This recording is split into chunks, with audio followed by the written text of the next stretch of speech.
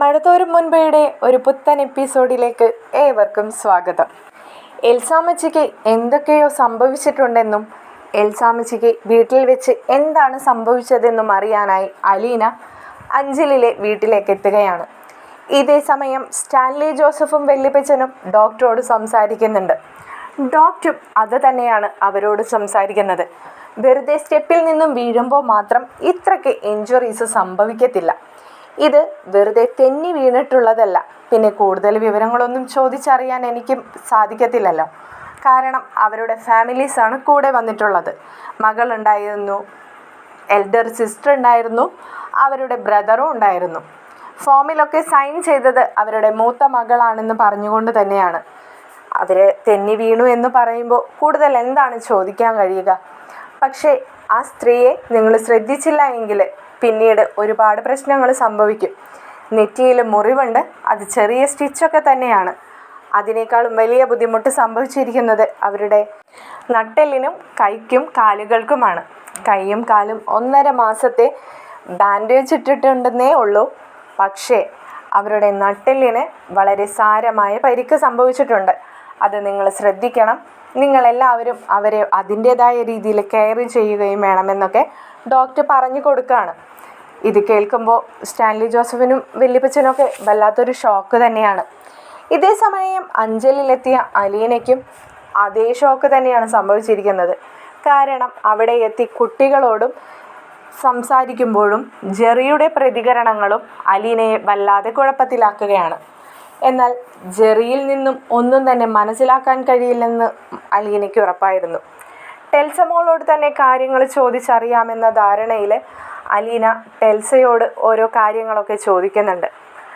ജെറിയും അലീനയോട് പറയുന്നുണ്ട്, ഒന്നും സംഭവിച്ചിട്ടില്ല. സ്റ്റെപ്പ് ഇറങ്ങി വരുമ്പോൾ തല കറങ്ങി വീണു, തല കൊണ്ടുപോയി സ്റ്റെപ്പിലിടിക്കുകയാണ് ഉണ്ടായത്. അങ്ങനെയാണ് എൽസാമ്മച്ചിയെ ഹോസ്പിറ്റലിലേക്ക് കൊണ്ടുപോയത്. ഹോസ്പിറ്റലിൽ ചെന്നപ്പോൾ മുറിവുണ്ടെന്നറിഞ്ഞു, സ്റ്റിച്ചിട്ടു. ഇതിൽ കൂടുതൽ എന്താണ് നിന്നോട് പറയേണ്ടത്? അല്ലെങ്കിൽ തന്നെ നിന്നോട് ഒന്നും പറയേണ്ട കാര്യമില്ലെന്നൊക്കെ പറഞ്ഞ് അവൻ അങ്ങ് ഒഴിഞ്ഞു മാറുകയാണ്. എന്നാൽ ടെൽസയോട് കാര്യങ്ങളൊന്നും ചോദിച്ചറിയാനാണെങ്കിൽ ഇവനോട്ട് സമ്മതിക്കുന്നുമില്ല. ഇവൻ കൂടെ നിൽക്കുന്ന സമയത്ത് ടെൽസ ഒന്നും തന്നോട് വിട്ടു പറയുന്നില്ലെന്നും അലീനയ്ക്ക് ഉറപ്പായിരുന്നു. ടോജോ ഇതേ സമയത്ത് ടർഫിൽ എന്തോ ക്രിക്കറ്റ് പ്രാക്ടീസിനായി പോയിരിക്കുകയാണെന്നും ജെറിയും ടെൽസയും ടോജോയും ഒരേപോലെ പറയുന്നുണ്ട്. അപ്പോൾ ഈ സംഭവം നടക്കുമ്പോൾ ടോജോ വീട്ടിലില്ലെന്നുള്ള കാര്യത്തിൽ അലീനയ്ക്ക് ഉറപ്പായി. എന്നാൽ ടാനിയെ കരഞ്ഞുകൊണ്ട് ഹോസ്പിറ്റലിൽ നിൽക്കുന്നതല്ലാതെ തന്നെയോ അപ്പച്ചനെയോ കണ്ടപ്പോൾ അവളുടെ വിഷമങ്ങൾ തീർക്കാൻ പോലും തൻ്റെയോ അപ്പച്ചൻ്റെയോ അരികിലേക്ക് അവൾ വരുന്ന പോലും ഉണ്ടായിരുന്നില്ല. ഇതെല്ലാം കൂടി അലീനയ്ക്ക് ഉറപ്പായി ഈ വീട്ടിൽ എന്തൊക്കെയോ പ്രശ്നങ്ങൾ നടന്നിട്ടുണ്ടെന്ന്. ഹോസ്പിറ്റലിലെ വിവരങ്ങൾ പറയാനായി സ്റ്റാൻലിയും അലീനയെ വിളിക്കുന്നുണ്ട്. അലീനയോട് സ്റ്റാൻലി ജോസഫ് സമ്മതിച്ചു കൊടുത്തു. മോൾക്ക് തോന്നിയ സംശയങ്ങളൊക്കെ വെറുതെ ആയിരുന്നില്ല. അതിലൊക്കെ എന്തൊക്കെയോ കഴമ്പുകളുണ്ട്. അത് എന്താണെന്ന് എനിക്കറിഞ്ഞേ പറ്റൂ എന്ന്.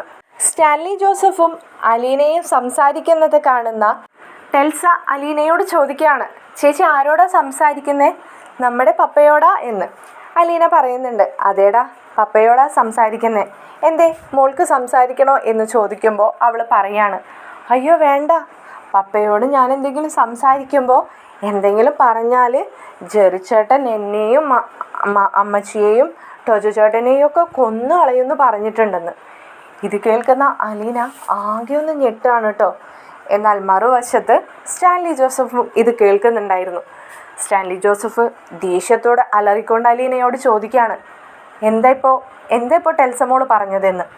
അലീന പറയുന്നുണ്ട്, എൻ്റെ പപ്പ അതൊന്നുമില്ല, അവൾ ചുമ്മാ വെറുതെ തമാശ പറയുന്നതാ. ഞാൻ വന്നപ്പോൾ തുടങ്ങി വിശന്നിട്ടിരിക്കുക, ആ വിശപ്പിൻ്റെ പുറത്ത് അവൾ ഒരേന്ന് പറയുന്നതാണെന്ന്. അവൾ അല്ലെന്ന് പറയാനായി കൈ ഉയർത്തി ഇങ്ങനെ പറഞ്ഞു തുടങ്ങിയപ്പോഴേക്കും ആ വായ പൊത്താണ് അലീന. കാരണം അലീനയ്ക്കറിയാം ഇതിലെന്തൊക്കെയോ സംശയങ്ങൾ തൻ്റെ പപ്പയ്ക്കും തോന്നിയിട്ടുണ്ട്. ഇനി ഇതെല്ലാം ടെൽസമോളുടെ നാവിൽ നിന്നും കൂടി കേട്ട് കഴിഞ്ഞാൽ ഹോസ്പിറ്റലാണെന്നൊന്നും നോക്കത്തില്ല, പപ്പ വളരെ കണ്ട് പ്രശ്നങ്ങൾ ഉണ്ടാക്കുമെന്ന് അലീനയ്ക്ക് ഉറപ്പായിരുന്നു. അതുകൊണ്ട് തന്നെ ടെൽസമോളോട് ഒന്നും പറയണ്ടെന്ന് ആംഗ്യം കാണിക്കുകയാണ്. പുറത്തുനിന്ന് ജെറി ആകെ വീട്ടി വിയർക്കുകയാണ് കേട്ടോ. ഇപ്പോൾ തന്നെ എല്ലാം പൊളിയുമോ എന്ന സംശയം. അലീന ഈ വീട്ടിലേക്ക് വരുമെന്നും ഇതൊക്കെ അന്വേഷിക്കുമെന്നും ഈ വീട്ടിൽ ആരുമില്ലാത്ത സമയത്തായിരിക്കും അലീന വന്ന് കയറാമെന്നും ഒട്ടും ചിന്തിച്ചിട്ടുണ്ടായിരുന്നില്ല ജെറിക്കാണെങ്കിൽ അലീനയുടെ കാര്യത്തിൽ ഒരല്പം പേടിയുണ്ടല്ലോ. അന്ന് അലീന ആ വീട്ടിൽ നിന്നും അവനെ ഇറക്കി വിട്ടതിന് ശേഷവും റീതാമ്മച്ചിയുടെ വീട്ടിൽ ചെന്ന് അലീന അവൻ്റെ മുഖത്തടിച്ചതിന് ശേഷവുമൊക്കെ ഇവർ തമ്മിൽ അങ്ങനെ കാണാറും സംസാരിക്കാറുമില്ല. അതേപോലെ തന്നെ എൽസാമ്മയുടെ വീട്ടിലേക്ക് ഇവൻ വന്ന് കയറാറും ഉണ്ടായിരുന്നില്ല. പുറത്തു നിന്ന് ജെറി ഇതെല്ലാം കേൾക്കുന്നുണ്ടായിരുന്നു. ജെറിക്ക് ആകെപ്പാടെ ടെൻഷനായി. ഇത്രയും കേട്ട സ്ഥിതിക്ക് ഇനി സ്റ്റാൻലി ജോസഫ് വെറുതെ ഇരിക്കത്തില്ല. അദ്ദേഹം ഇവിടേക്ക് വരുമെന്നുള്ള കാര്യത്തിൽ ജെറിക്ക് സംശയമായി തുടങ്ങി. അതേപോലെ തന്നെ സ്റ്റാൻലി ജോസഫ് അലീനയോട് ഫോണിലൂടെ പറയുന്നുണ്ട്, അലീന, നീ എന്നെ ഇനിയും കള്ളത്തരങ്ങൾ പറഞ്ഞോരെന്ന് മറയ്ക്കാൻ നോക്കണ്ട. കാരണം നീയും വല്യപ്പച്ചനും ആ വീട്ടിലുണ്ടായിരുന്ന ആ ഒരു 1-2 ആഴ്ചയിൽ തന്നെ ആ വീട്ടിൽ എന്തൊക്കെയോ സംഭവിച്ചിട്ടുണ്ടെന്നുള്ള കാര്യത്തിൽ വല്യപ്പച്ചൻ എന്നോട് പറഞ്ഞു കഴിഞ്ഞു. നീ എന്തൊക്കെയോ എന്നിൽ നിന്ന് മറയ്ക്കുന്നതാണ്. അതായിരുന്നു ഇന്ന് രാവിലെ ഈ ഹോസ്പിറ്റലിൽ വന്ന് എൽസാമ്മയെ ഒന്ന് കാണാൻ പോലും നിൽക്കാതെ ടെൽസമോൾ ആ വീട്ടിൽ തനിച്ചാണെന്നും ജെറിയാണ് കൂട്ടെന്നറിഞ്ഞപ്പോൾ നിനക്കുണ്ടായ ടെൻഷൻ ഈ പപ്പ കണ്ടതാണ്. അതുകൊണ്ട് തന്നെ അലീന, വിത്തിൻ 1 hour നീ അവൾക്ക് ഫുഡൊക്കെ റെഡിയാക്കി കൊടുത്തതിന് ശേഷം എന്നെ വിളിക്കണം. എന്താണ് അവിടെ സംഭവിച്ചതെന്ന് നീ എന്നോട് പറഞ്ഞില്ലെങ്കിൽ ഉറപ്പായിട്ടും ഞാൻ അവിടെ എത്തുകയും അതിൻ്റെ നടപടികൾ നിൻ്റെ മുമ്പിലിട്ട് തന്നെ നിനക്ക് കാണേണ്ടിയും വരും അലീന എന്ന് പറഞ്ഞുകൊണ്ട് സ്റ്റാൻലി ജോസഫ് കോൾ കട്ട് ചെയ്യുന്നുണ്ട്. അലീനയ്ക്ക് ആകെ ടെൻഷനായി. കാരണം അലീനയ്ക്ക് ഉറപ്പായിരുന്നു ഇനി ഇവിടെ പിടിച്ചു നിൽക്കാൻ കഴിയത്തില്ല. എന്തൊക്കെയായാലും ടെൽസമോളോട് കാര്യങ്ങളൊക്കെ ചോദിച്ചറിയണമെന്ന്. അലീന പെട്ടെന്ന് തന്നെ ഭക്ഷണമൊക്കെ ഉണ്ടാക്കുകയാണ്. ടെൽസമോളെയും ടോജോയെയും വിളിച്ചിട്ട് ഡൈനിങ് ടേബിളിൽ കൊണ്ടുവന്നിരുത്തി അവർക്കുള്ള ഭക്ഷണങ്ങളൊക്കെ വിളമ്പി കൊടുക്കുന്നുണ്ട്. എന്നാൽ ഇതേ സമയം മറ്റൊരു കാര്യം കൂടി ആ വീട്ടിൽ സംഭവിച്ചിരുന്നു. എന്താണെന്ന് വെച്ചാൽ സ്റ്റാൻലി ജോസഫിനോട് എന്തെങ്കിലും പറഞ്ഞു കഴിഞ്ഞാൽ തന്നെയും തൻ്റെ അമ്മച്ചിയെയും ഒക്കെ കൊന്നുകളയുമെന്ന് ജെറി ചേട്ടൻ പറഞ്ഞിട്ടുണ്ടെന്നുള്ള ആ വാക്ക് ജെറിക്ക് വല്ലാത്ത പേടിയുണ്ടാക്കി. ജെറി ആ വീട്ടിൽ നിന്ന് മുങ്ങിക്കഴിഞ്ഞു. കാരണം ജെറി ആ വീട്ടിലില്ല. സ്റ്റാൻലി ജോസഫ് ഇതേ സമയം ആ വീട്ടിലേക്ക് വന്ന് കയറുമെന്ന പേടിയിൽ ജെറി നാട് വിട്ടു. അല്ലാതെ മറ്റൊന്നും സംഭവിച്ചിട്ടില്ല. എൽസാമ്മച്ചിയുടെ വീട്ടിലൊക്കെ ചുറ്റി നടന്ന് അലീന ജെറിയെ നോക്കുന്നുണ്ട്. ജെറി ആ വീട്ടിലില്ലെന്ന് അലീനയ്ക്ക് മനസ്സിലായി. അലീന അപ്പോൾ ചിന്തിക്കുകയാണ്, റീതാമ്മച്ചിയുടെ വീട്ടിലേക്ക് അവൻ മാറിപ്പോയിരിക്കുന്നു. താൻ വന്നത് അവന് ഇഷ്ടമല്ലാത്തത് കൊണ്ട് തന്നെ. എന്നാൽ അലീനയ്ക്ക് അത് സൗകര്യമായിരുന്നു.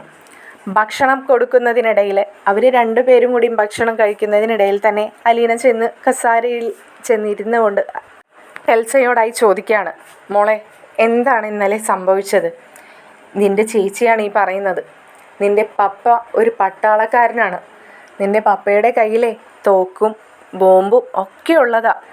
ആ പപ്പയെ ഉള്ളപ്പോഴാണോ നിന്നെയും നിൻ്റെ അമ്മച്ചിയെയൊക്കെ ഈ ജെറിച്ചേട്ടൻ കൊല്ലാൻ നോക്കുന്നു നീ പേടിക്കുന്നത്? ഇത് കേൾക്കുന്ന ടോജോ വായ പൊത്തി ചിരിക്കുകയാണ് കേട്ടോ.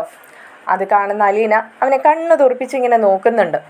അപ്പോൾ അവൻ മിണ്ടാതിരുന്ന് ഭക്ഷണം കഴിക്കുകയാണ്. വീണ്ടും അലീന തുടർന്നു, എന്താണ് സംഭവിച്ചതെന്ന് ഈ ചേച്ചിയോട് പറ.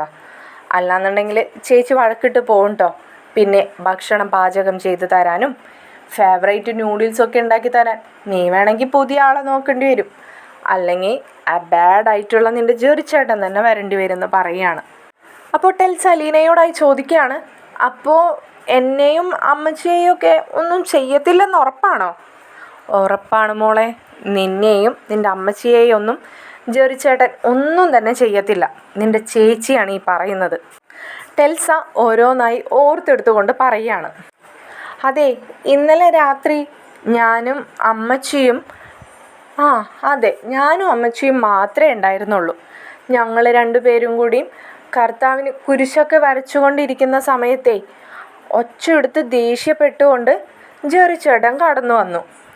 ഇത്രയും പറഞ്ഞപ്പോഴേക്കും ടോജോ ചോദിക്കുകയാണ്, അപ്പോൾ നീയും അമ്മച്ചിയും കുരിശ് വരയ്ക്കുമ്പോൾ ടാനിയ ചേച്ചി എവിടെ പോയിരുന്നു? അത് ചേച്ചി മിക്കപ്പോഴും വരാറില്ലല്ലോ.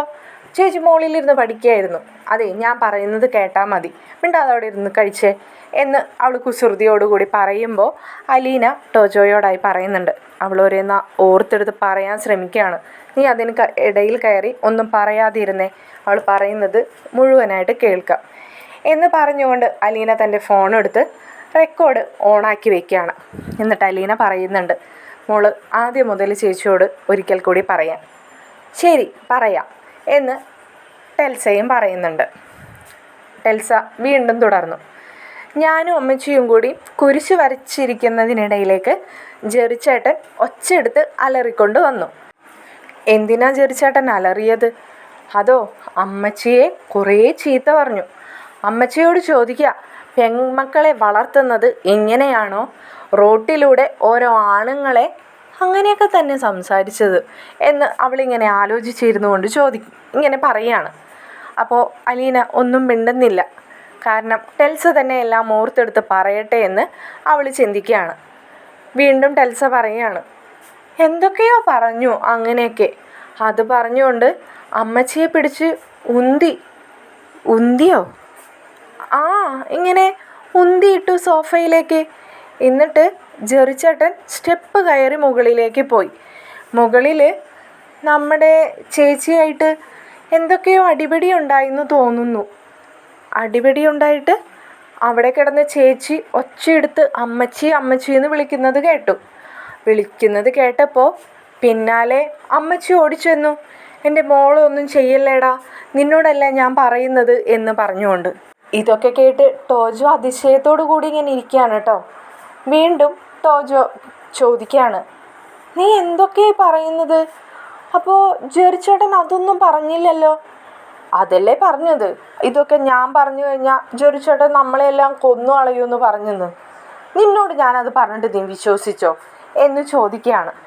നീ അതൊന്നും എന്നോട് പറഞ്ഞില്ലല്ലോ. നിന്നോട് ഞാൻ പറഞ്ഞില്ലേടാ ജെറിച്ചേട്ടൻ നമ്മളെ കൊന്നു കളയുമെന്ന് പറഞ്ഞെന്ന്. എടി അത് തമാശ പറയുന്നതല്ലേ, ജെറിച്ചേട്ടൻ എങ്ങനെയാടി നമ്മളെ കൊല്ലുന്നത്? വീണ്ടും അലീന പറയാണ്, ടോജോ നീ ഒന്ന് മിണ്ടാതിരിക്കുന്നുണ്ടോ എന്ന്. സോറി ചേച്ചി എന്നവൻ പറഞ്ഞുകൊണ്ട് വീണ്ടും തല താഴ്ത്തിയിരുന്നു.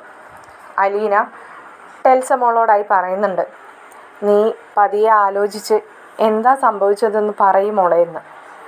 ചേച്ചി അത് അമ്മച്ചി മോളിലേക്ക് പോയിട്ട് അവിടെ വെച്ചിട്ട് പിന്നെ ജെറിച്ചേട്ടൻ്റെയും അമ്മച്ചിയുടെയും ടാനിയ ചേച്ചിയുടെയും ഒക്കെ ഒച്ച ബഹളമൊക്കെ ഞാൻ കേൾക്കുന്നുണ്ടായി. ഞാൻ മോളിലേക്ക് പോകാൻ നിന്നില്ല, എനിക്ക് പേടിയായി. ജെറിച്ചേട്ടനെ ചേച്ചിക്കറിയാലോ, ഞാൻ പറയണ്ടല്ലോ ജെറിച്ചേട്ടൻ്റെ സ്വഭാവം എന്ന് ഒരിക്കൽ കൂടി പറയുന്നുണ്ട്. ശരി ചേച്ചിക്കറിയാം, അതുകൊണ്ടല്ലേ ചേച്ചി ചോദിക്കുന്നത് എന്നിട്ട് എന്താ സംഭവിച്ചതെന്ന്. എന്നിട്ട് സംഭവിച്ചതേ അമ്മച്ചി അവിടെ നിന്ന് തെറിച്ചിങ്ങോട്ട് വീണു. എവിടെ നിന്ന്? അവൾ സ്റ്റെപ്പിലേക്കായി ചൂണ്ടിക്കാണിച്ചു. മുകളിലെ സ്റ്റെപ്പിൽ നിന്നുമാണ് എൽസാമ്മച്ചി വീണിരിക്കുന്നതെന്ന് അലീനയ്ക്ക് മനസ്സിലായി. കാരണം ടെൽസ മോൾ ചൂണ്ടിക്കാണിച്ചത് അവിടേക്കായിരുന്നു. എന്നിട്ട് ഇതേ സമയത്ത് തന്നെയാ അയ്യോ എൻ്റെ എൽസേ എന്ന് വിളിച്ച് നൊലോളിച്ചുകൊണ്ട് റീത്താമ്മച്ചി ഓടി വന്ന് എൽസാമ്മച്ചിയെ ഇങ്ങനെ തട്ടിയൊക്കെ ഇങ്ങനെ മുഖത്തൊക്കെ ഇട്ട് തട്ടി നോക്കി. പക്ഷേ അപ്പോഴേക്കും എൽസാമ്മച്ചി മിണ്ടുന്നുണ്ടായില്ല. അത് കണ്ടപ്പോൾ എനിക്ക് സങ്കടമായി ചേച്ചി. ഞാൻ അമ്മച്ചിയെ വിളിച്ച് കരയാൻ തുടങ്ങി. അപ്പോഴേക്കും മുകളിൽ നിന്നിട്ടും ജെറിച്ചേട്ടനും ടാനിയ ചേച്ചിയും കൂടി മുകളിൽ നിന്നും ഇറങ്ങി വന്നു. ടാനിയ ചേച്ചി കരഞ്ഞുകൊണ്ടാണ് വന്നത്. പക്ഷേ റീത്താമ്മച്ചി അപ്പോൾ ജെറിച്ചേട്ടനോട് ചോദിക്കുന്നുണ്ടായിരുന്നു, നിന്നോട് ഞാൻ പറഞ്ഞതല്ലേ ഞാനും കൂടി വന്നിട്ട് വന്നാൽ മതിയെന്നൊക്കെ.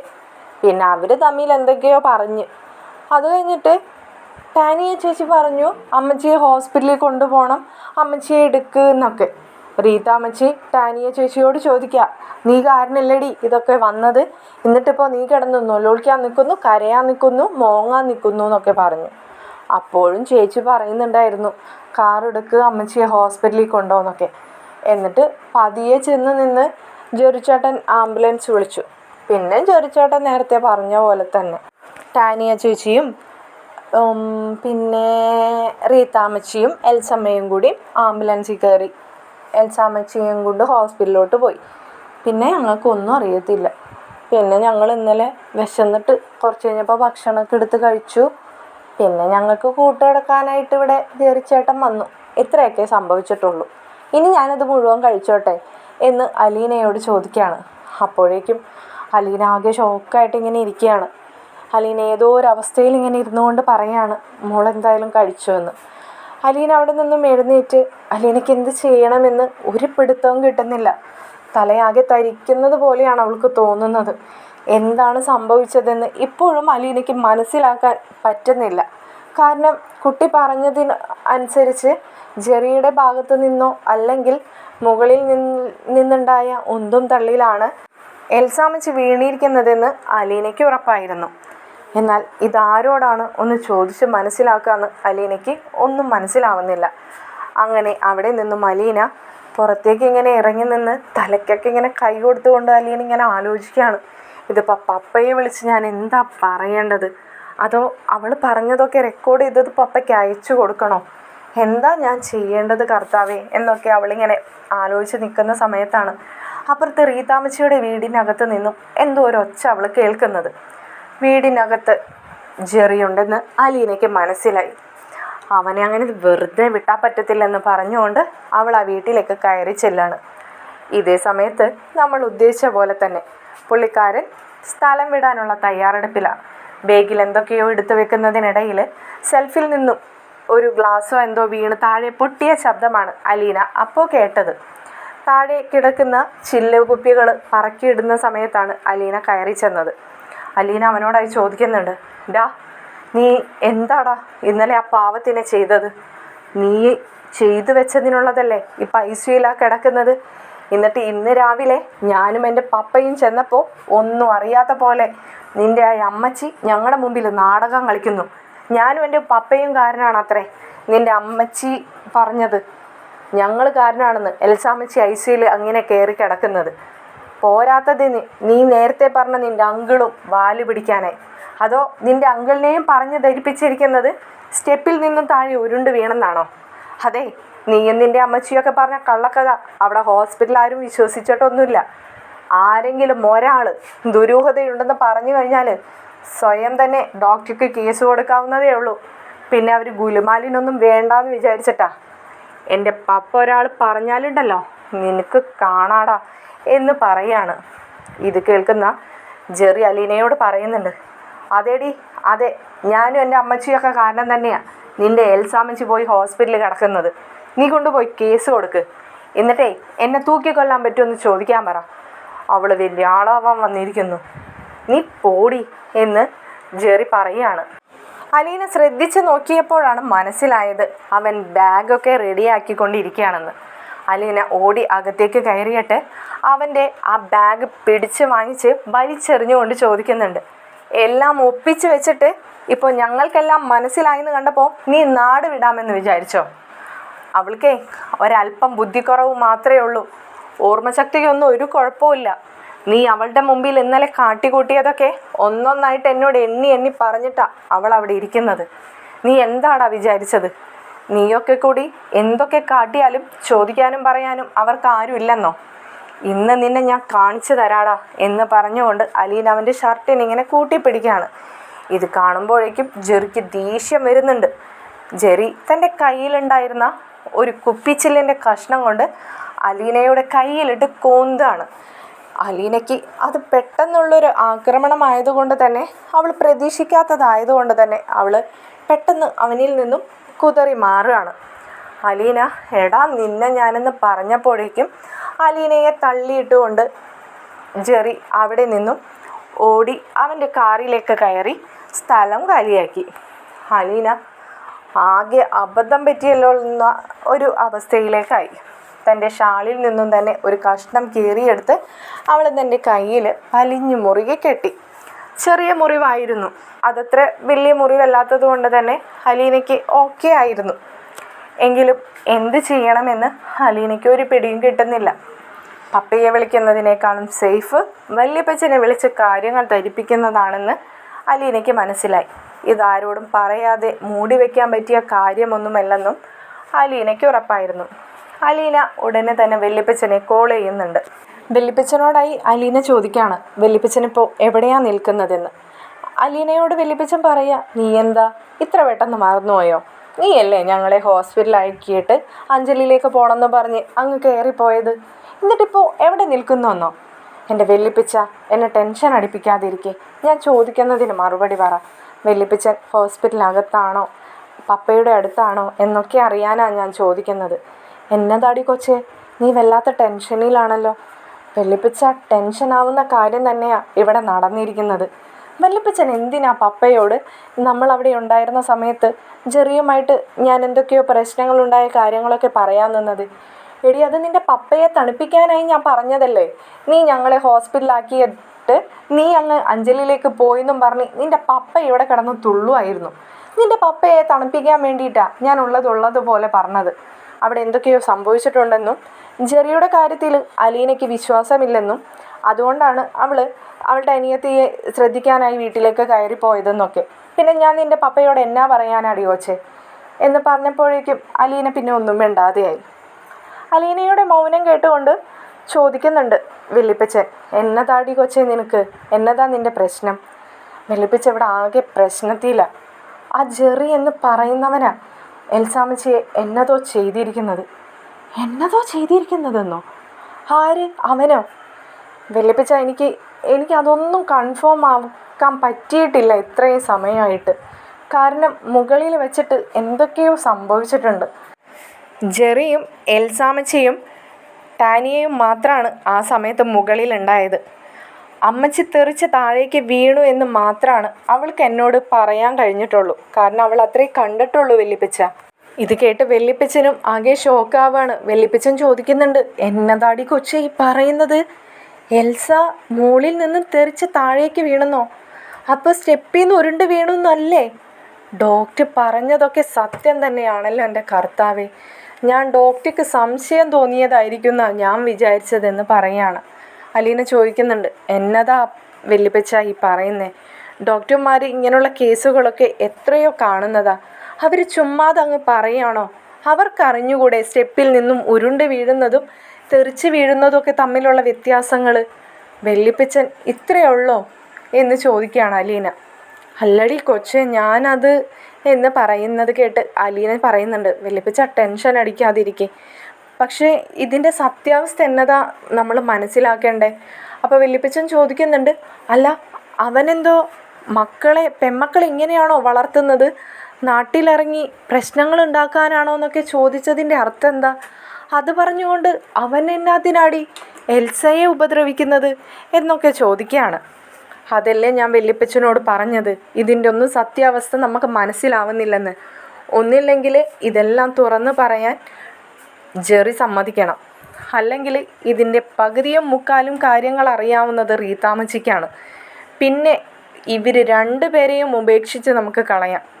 പിന്നെയുള്ളത് നമ്മുടെ എൽസാമ്മച്ചിയും ടാനിയയും മാത്രമാണ്. ടാനിയ വാ തുറന്നെന്തെങ്കിലും ഉള്ളതുപോലെ പറഞ്ഞാൽ മാത്രമേ ഈ കാര്യത്തിൽ ഇനി നമുക്ക് എന്തെങ്കിലും രക്ഷയുള്ളൂ വല്യപ്പച്ച. ഇനി ഈ അബോധാവസ്ഥയിൽ കിടക്കുന്ന എൽസാമ്മച്ചി എന്നാണ് ഇനി നമ്മളോട് എന്തെങ്കിലും തുറന്ന് പറയാനുള്ള മനസ്സ് കാണിക്കുന്നതെന്നോ അല്ലെങ്കിൽ ഈ നടന്ന കാര്യങ്ങളൊക്കെ ആ പാവത്തിന് ഓർമ്മയുണ്ടാവുമെന്ന് പോലും നമുക്കറിയത്തില്ല. അത് മോള് പറഞ്ഞത് സത്യം തന്നെയാണ്. ഇത്രയും സമയമായിട്ടും എൽസയ്ക്ക് ഓർമ്മ തിരിച്ചു വന്നിട്ടില്ല. ഇനി അവൾ അബോധാവസ്ഥയിൽ നിന്നും ഉണരുന്നത് ഏത് സിറ്റുവേഷനിലേക്കാണെന്നും നമുക്ക് പറയാൻ കഴിയത്തില്ല.